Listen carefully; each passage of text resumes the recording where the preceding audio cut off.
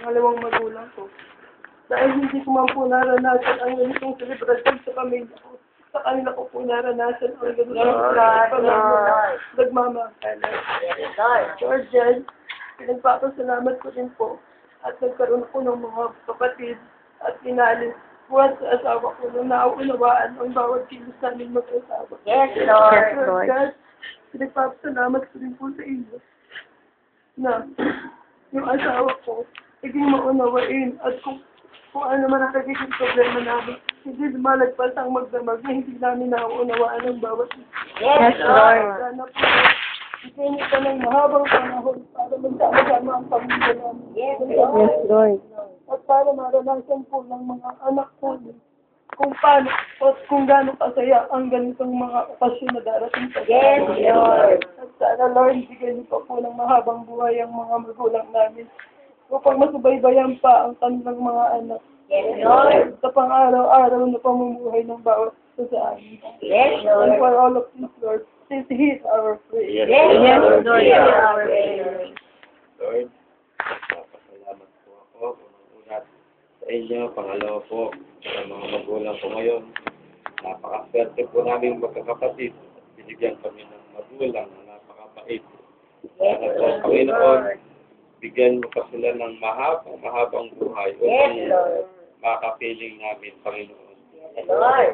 At sana rin po kaming magkakapatid, kahit anong problema ang dumaan, sana po magtutulong-tulungan pa rin po kami, Panginoon. Yes, Lord.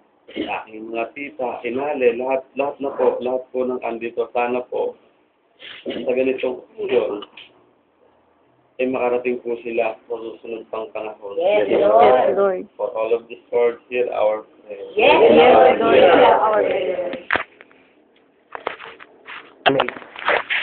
Aming kahilingan, ang kahilingan ng bagsa sa aming kapatid na si Brother Peng at si Brother Joe.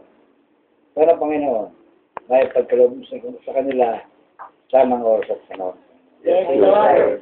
Mga kapatid, ang ating mga kahilingan para sa kanila. Pagsamasamahin natin ang dasal na sinuro ng kanyang anak ng buhay at sa lupa.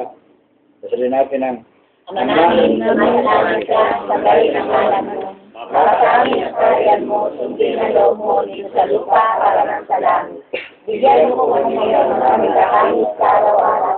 Patawarin mo kami sa aming mga sala para ng pagkakaroon namin sa nagkakasala sa amin.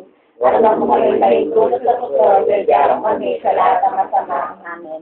At atin ang mga pupuno ng grasya, at ang Diyos ay sumasayo. Buot kang pinagpala sa babae niya at pinagpala naman sa anak ng Jesus. Sa pagkakayain ng Diyos, ang bahay ng aming kasalanan, ngayon at kumali ang mga tayo namin.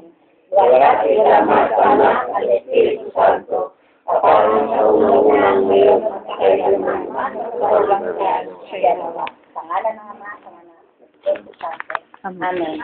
Congratulations.